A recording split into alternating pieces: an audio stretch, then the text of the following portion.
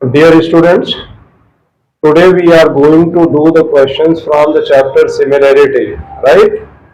So we have taken up the question from the ICSC, the book ML Agrawal, right? Your book is ML Agrawal. The question is seventh one, seventh first part.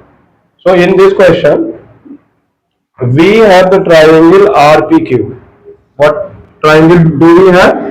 Triangle RPQ, in which a line ST has been drawn to make another triangle RST. Now we want to prove the similarity between these two triangles. So very first thing we need to do is, हमको सबसे ज्यादा जरूरी क्या काम करना है, जो triangle आपको प्रूव करने हैं सिमिलर, उनके दो अलग अलग फिगर बना लीजिए। समझ रहे हैं क्या करेंगे? दो अलग अलग फिगर, एक आरपीक्यू, तो आपने यहां पर एक आरपीक्यू बना लिया ऐसे करके, चाहे तो आप रफ में बना लीजिए चाहे फेयर में।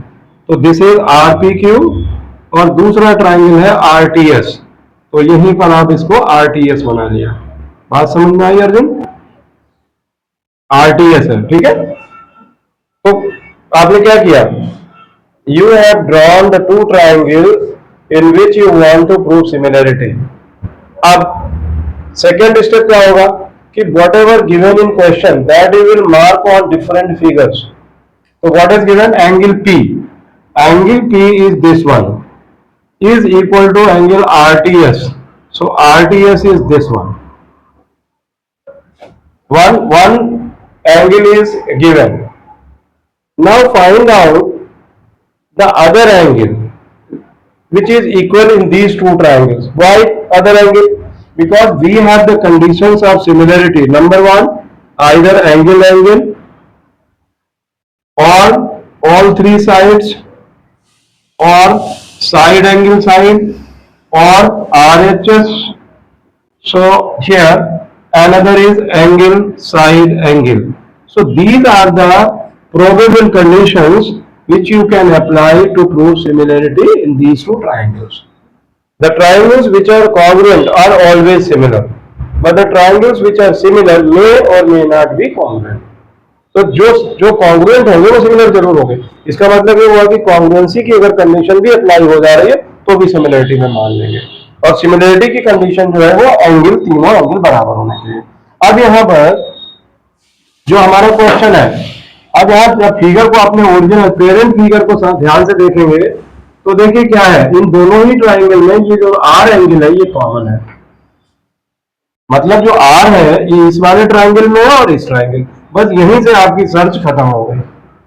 अब ट्राइंगल में दो एंगल, ये वाला इसके बराबर हो गया, ये इसके बराबर हो गया, तो ऑटोमेटिकली थर्ड एंगल बराबर हो जाएगा, क्योंकि ट्राइंगल का कोई भी ट्राइंगल हो, हर ट्राइंगल के इंटीरियर एंगल्स का सम 180 डिग्री होता है। तो इसीलिए जो एंगल प्रॉपर्टी है इसको हम एंगल से भी रिप्रेजेंट करते हैं। तो अब इन्हीं चीजों को आप लिख दीजिए। तो सबसे पहले आप क्या लिखेंगे, इसमें लिखिए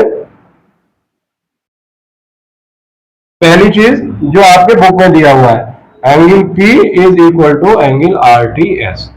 तो ये तो आपका हो गया गिवन, एक चीज हो गई। अब दूसरी कंडीशन क्या है, angle R is equal to angle R। ये आपका क्या है, ये कॉमन एंगल है, दोनों में एंगल कॉमन है।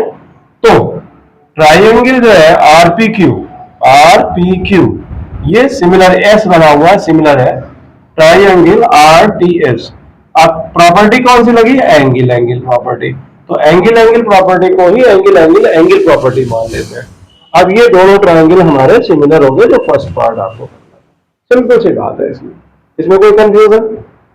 Thank you. यस।